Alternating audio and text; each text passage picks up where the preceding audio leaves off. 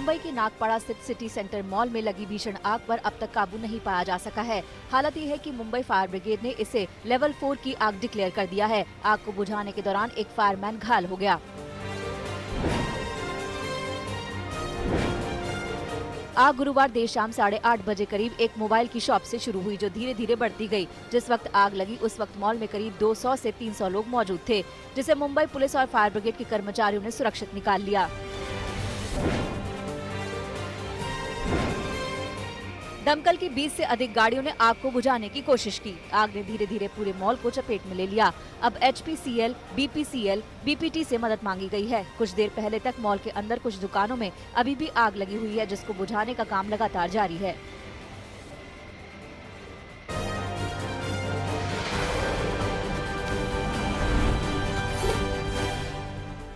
बिहार चुनाव में आज से दिग्गजों की एंट्री हो रही है। पीएम मोदी आज रोहतास, गया और भागलपुर में रैलियां करेंगे। रोहतास और भागलपुर की रैली में पीएम मोदी के साथ नीतीश कुमार भी शामिल होंगे। वहीं राहुल गांधी भी इस चुनाव में पहली बार रैली करेंगे। आज राहुल की चुनावी सभा भागलपुर और नवादा में होगी। नवादा में रैली के मंच पर राहुल और तेजस्वी की जुगलबंदी दिखेगी। बिहार के चुनाव में बीजेपी ने भी वादों का पिटारा खोल दिया है। अपने घोषणा पत्र को बीजेपी ने विजन डॉक्यूमेंट का नाम दिया है। इसमें तेजस्वी के 10 लाख नौकरी के वादे के जवाब में बीजेपी ने 19 लाख रोजगार का वादा किया है। इसके अलावा मुफ्त कोरोना वैक्सीन का भी वादा है। विजन डॉक्यूमेंट पर निशाना साधते हुए आरजेडी का कहना है कि बीजेपी के पास बीमारी और मौत का भय बेचने के अलावा कोई विकल्प नहीं है। चुनावी जंग में लालू यादव सोशल मीडिया के जरिए विरोधियों पर वार कर रहे हैं। लालू ने एक पोस्टर ट्वीट किया है, जिसमें नीतीश को मौका मंत्री और सुशील मोदी को धोखा मंत्री बताया गया है। एनडीए और महागठबंधन के बीच जुबानी जंग भी तेज है। बीजेपी के रोजगार के वादे पर कांग्रेस ने पूछा कि नीतीश कुमार के पास पैसा नहीं है तो रोजगार कहां देंगे। वहीं नीतीश ने तेजस्वी को कहा है कि कोरोना लॉकडाउन के दौरान वो कहां थे, जनता को बताएं। चुनावी माहौल के बीच पटना में कांग्रेस दफ्तर पर इनकम टैक्स का छापा पड़ा है। एक गाड़ी से 8.5 लाख कैश भी बरामद किया गया है। सदाकत आश्रम पर इनकम टैक्स अधिकारियों का लाव लश्कर पहुंचा था और कई घंटों तक जांच पड़ताल चली। इस दौरान कुछ लोग हिरासत में भी लिए गए हैं। कांग्रेस नेता शक्ति सिंह गोहिल और रणदीप सिंह सुरजेवाला से भी आयकर अफसरों ने पूछताछ की। इनकम टैक्स की कार्रवाई को कांग्रेस ने साजिश करार दिया है और शक्ति सिंह गोहिल के मुताबिक पैसा सदाकत आश्रम परिसर के बाहर किसी गाड़ी से बरामद हुआ। इससे पार्टी से कोई लेना देना नहीं है। बिहार में चुनावी गहमा गहमी के बीच कोरोना को लेकर सावधानियां दरकिनार होती दिख रही हैं। रैलियों में बेतहाशा भीड़ उमड़ रही है, लेकिन 2 गज की दूरी और मास्क जैसी जरूरी बातों का पालन भी मुश्किल दिख रहा है। मुजफ्फरपुर में मुख्यमंत्री नीतीश कुमार की चुनावी सभा में भी बिना मास्क पहने लोगों की बड़ी तादाद दिखी और सोशल डिस्टेंसिंग का पालन भी नहीं हुआ। रैली में कानून मंत्री रविशंकर प्रसाद भी थे। कृषि कानूनों पर कोहराम को शांत करने के मकसद से बीजेपी अध्यक्ष जेपी नड्डा ने गुरुवार को किसानों से मुलाकात की। बीजेपी हेडक्वार्टर में हुई इस बैठक में नड्डा ने किसान नेताओं को भरोसा दिलाया कि उन्हें मनचाहे बाजार में फसल बेचने की आज़ादी है, लिहाजा वो किसी बहकावे में न आए। उधर नए कानून के विरोध में पंजाब में अभी भी प्रदर्शन जारी है। लुधियाना के टोल प्लाजा पर किसानों ने अभी तक कब्जा किया हुआ है।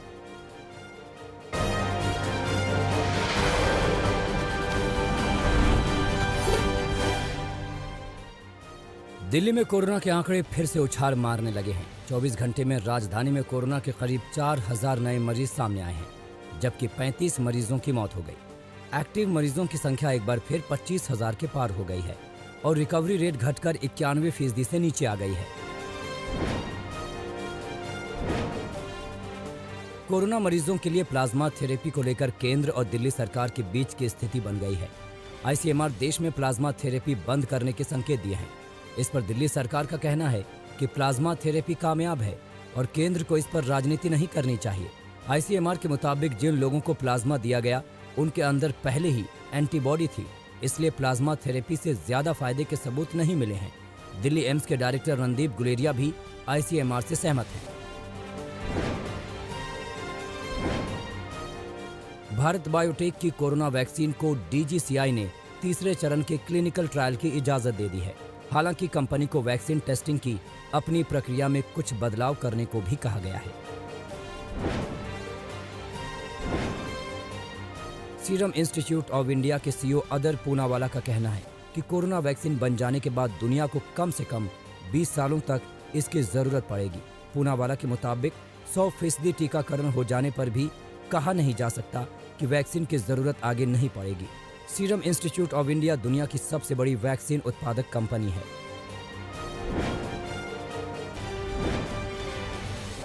केरल में 24 घंटे में करीब 7,500 कोरोना मरीज सामने आए हैं, जबकि 23 मरीजों की मौत हो गई। वहीं तमिलनाडु में कुल कोरोना मामले 7 लाख के पार हो गए हैं। बीते 24 घंटे में राज्य में 3,000 से ज्यादा नए मरीज सामने आए, जबकि 45 मरीजों की मौत हो गई। तमिलनाडु में कोरोना से जान गंवाने वालों की संख्या 10,825 तक पहुंच गई है। कर्नाटक में 24 घंटे में 5,500 से ज्यादा नए मरीज सामने आए हैं, जबकि 74 मरीजों की मौत हो गई। बिहार के deputy CM Sushil Modi corona संक्रमित हो गए हैं। 2 दिन तक हल्का बुखार आने के बाद उनका टेस्ट किया गया था, जिसकी रिपोर्ट पॉजिटिव आई है। सुशील मोदी को पटना एम्स में भर्ती कराया गया है। कुछ दिनों पहले उन्होंने बक्सर की चुनावी रैली में कहा था कि इतनी भीड़ देखकर लगता है कि बिहार से कोरोना भाग गया। सुशील मोदी ने इस दौरान मास्क भी नहीं पहना था।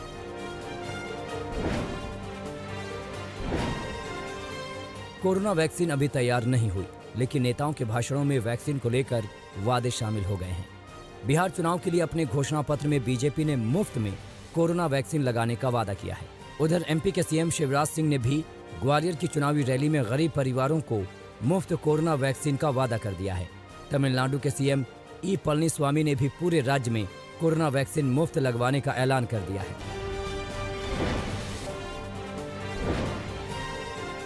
एलएसी पर चीन के तनाव के मद्देनजर भारत ने बड़ी तैयारियां कर ली हैं। आज तक को मिली जानकारी के मुताबिक भारत ने अमेरिका से ऊंचे और बर्फीले इलाकों में सैनिकों के काम आने वाले उपकरण और साजो सामान खरीदे हैं। इसमें स्लीपिंग बैग और जैकेट शामिल हैं। ये साजो सामान लद्दाख पहुंचा दिया गया है।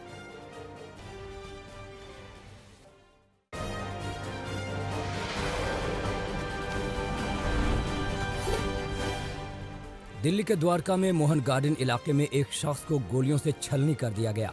आरोपियों ने युवक को 8 गोलियां मारी, जिसकी वजह से युवक ने मौके पर ही दम तोड़ दिया। पुलिस की माने तो पहली नजर में ये रंजिश का मामला लगता है। आरोपों के मुताबिक हमलावरों ने युवक को दौड़ाकर गोलियों से छलनी किया। पुलिस ने शव को पोस्टमार्टम के लिए भेज दिया है और आसपास के सीसीटीवी खंगाले जा रहे हैं ताकि आरोपियों की जल्द से जल्द गिरफ्तारी हो सके। पश्चिम बंगाल के सिलीगुड़ी में पुलिस ने 2 किलो ब्राउन शुगर बरामद की है। पुलिस को खुफिया सूचना मिली थी कि ब्राउन शुगर की तस्करी की जा रही है। इसी कड़ी में पुलिस ने माटी थाड़ा क्षेत्र में ब्राउन शुगर की तस्करी करने वाले 7 लोगों को गिरफ्तार किया है। पुलिस ने 52,000 नकद और 2 मोबाइल फोन भी जब्त किए हैं। पुलिस अब जांच कर रही है कि इस तस्करी के तार और कहां-कहां फैले हैं। पंजाब के होशियारपुर में दिल दहलाने वाला मामला सामने आया है। यहाँ एक 6 साल की मासूम को जिंदा जला दिया गया। मासूम के शव को बोरी से ढक दिया गया था, जिससे कोई शव को देख न सके। आशंका है कि बच्ची के साथ रेप करने के बाद उसे मार दिया गया, मगर अभी रेप हुआ या नहीं इसका कोई आधिकारिक बयान नहीं आया है। परिवार वालों की मांग है कि बच्ची के गुनहगारों को फांसी की सजा मिले।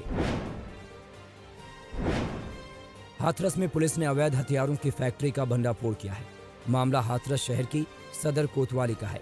यहाँ पुलिस की एसओजी टीम ने कांशीराम टाउनशिप के पास छापा मारकर इस अवैध हथियारों की फैक्ट्री का पर्दाफाश किया है। पुलिस की माने तो फैक्ट्री से 14 तमंचे और भारी मात्रा में अर्धनिर्मित तमंचे बरामद हुए हैं।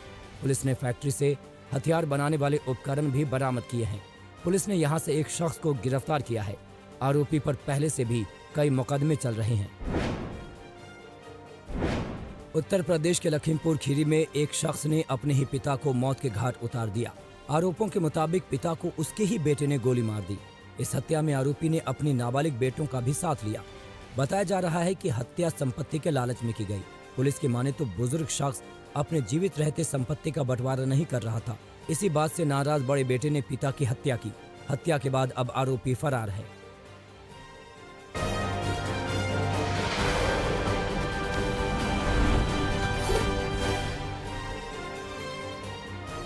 दक्षिण भारत के कई राज्यों में इन दिनों जबरदस्त बारिश हो रही है। तमिलनाडु की राजधानी चेन्नई में लगातार बारिश से एगमोर के एक अस्पताल में पानी घुस गया। कल शाम को 1 घंटे की जबरदस्त बारिश में ही शहर का हाल बेहाल हो गया। देखिए कैसे अस्पताल के भीतर बारिश के पानी में ही कुछ घंटों तक मरीज और डॉक्टर दोनों चलने के लिए मजबूर हो गए।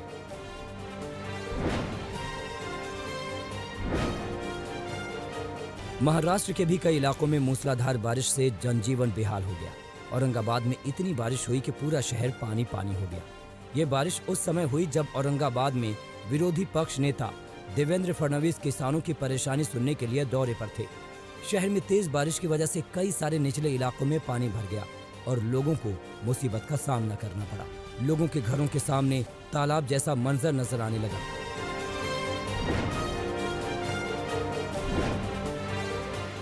हैदराबाद में बारिश तो नहीं हो रही है, लेकिन बाढ़ के हालात के बाद राहत का जायजा लेने के लिए केंद्र की टीम शहर के प्रभावित इलाकों में पहुंची। केंद्र से आई इस टीम से हैदराबाद से सांसद और AIMIM अध्यक्ष असदुद्दीन ओवैसी ने भी मुलाकात की। ओवैसी ने सेंट्रल टीम को बताया कि बाढ़ से कैसे इलाके में जान मान का भारी नुकसान हुआ है।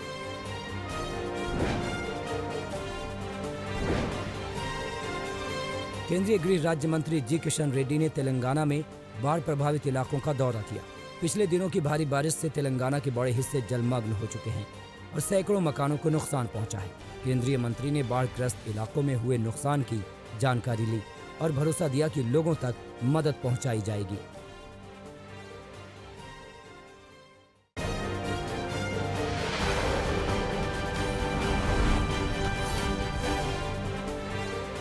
मनीष पांडे के धमाके से IPL में सनराइजर्स हैदराबाद ने जबरदस्त जीत हासिल की। दुबई में हैदराबाद ने राजस्थान रॉयल्स को 8 विकेट से हरा दिया। हैदराबाद को 155 रनों का लक्ष्य मिला था, जिसे 19 ओवर में 2 विकेट खोकर हासिल कर लिया। हैदराबाद ने लगातार 3 हार बाद ये मैच जीता है। सनराइजर्स की जीत के हीरो रहे मनीष पांडे, जिन्होंने 43 गेंदों में 8 छक्के और 4 चौकों की मदद से नाबाद 83 रनों की जोरदार पारी खेली। उनका साथ निभाया विजय शंकर ने। विजय शंकर ने नाबाद 52 रन बनाए। तीसरे विकेट के लिए दोनों ने 140 रनों की अटूट साझेदारी की। सनराइजर्स हैदराबाद की चौथी जीत रही। सनराइजर्स की टीम अब 10 मैचों में 8 अंकों के साथ बेहतर नेट रन रेट के आधार पर 5वें स्थान पर आ गई है। सनराइजर्स की प्लेऑफ की उम्मीदें बनी हुई हैं। वहीं राजस्थान रॉयल्स की ये 7वीं हार रही और 11 मैचों में 8 अंक के साथ वो 7वें स्थान पर फिसल गई है।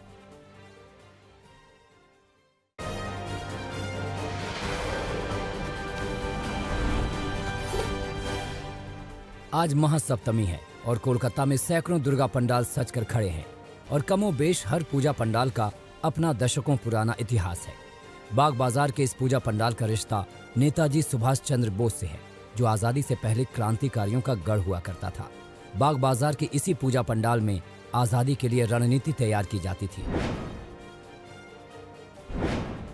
कोलकाता के अबासर पूजा पंडाल की रौनक को देखिए। कभी आपने किसी पंडाल में फर्नीचर को लटकते हुए देखा है? कभी आपने खाली कनस्तर, खाली डिब्बों, अलमारी और दरवाजों को यूं झूलते देखा है? वाकई कमाल का नजारा है और ये सिर्फ और सिर्फ कोलकाता में ही मुमकिन है। कोलकाता के अबासर पूजा पंडाल में संदेश है, जंगलों की कटाई से पेड़ लगाने का मंत्र। बीरभूम में कोरोना का असर है, लेकिन अरुणा द क्लब नाम की पूजा कमेटी ने एक ऐसा पंडाल तैयार किया है जिसने कोरोना से लड़ने के लिए अपनाए जाने वाले तमाम नुस्खों को मूर्तियों के जरिए जन जन तक पहुंचाया जा रहा है। एक पंथ दो काज, मां दुर्गा की भक्ति के साथ महामारी से निपटने का महामंत्र भी।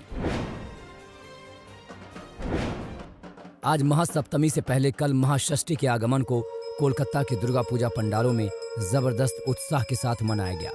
महिलाओं ने पारंपरिक परिधान में मां दुर्गा का स्वागत किया।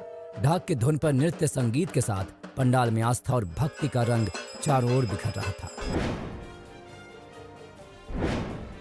यूपी के झांसी में नवरात्रि के मौके पर शहर की महिलाओं ने डांडिया कार्यक्रम में जमकर नृत्य किया। महिलाओं ने पारंपरिक गुजराती परिधान को धारण किया और संगीत के धुन में डूबकर घंटों तक थिरकती रहीं। वहीं कार्यक्रम में पहुंचे SP ग्रामीण राहुल मिठास भी महिलाओं के साथ गरबा डांस करते हुए नजर आए।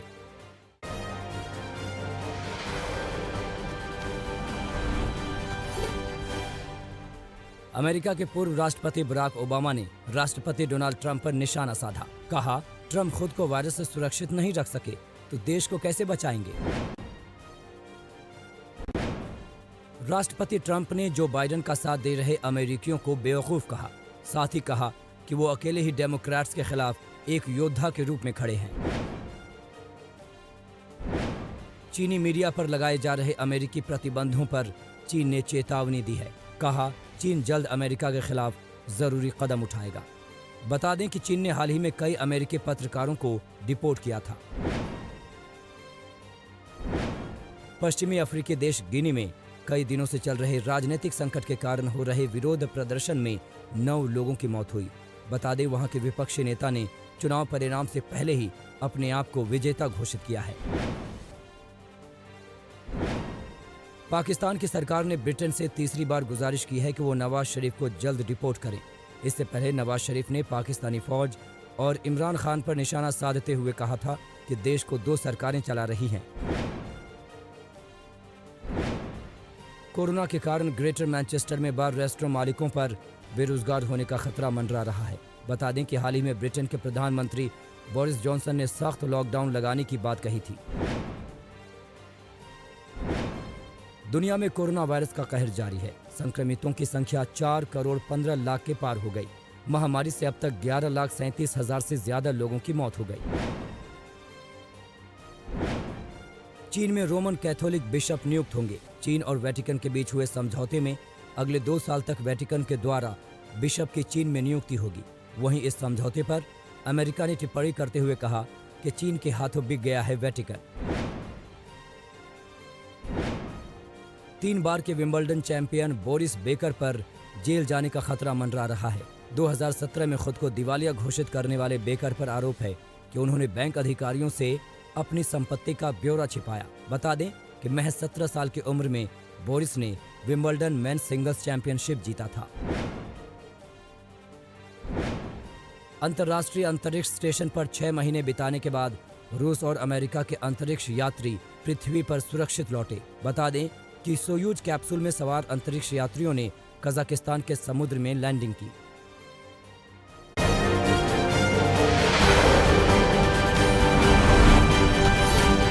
नमस्कार, मैं हूं अंजना ओम कश्यप। हमें उम्मीद है ये वीडियो आपको पसंद आया होगा। लेटेस्ट खबरों के लिए यूं ही देखते रहिए आज तक, और इस वीडियो के पसंद आने पर लाइक, शेयर एंड सब्सक्राइब करना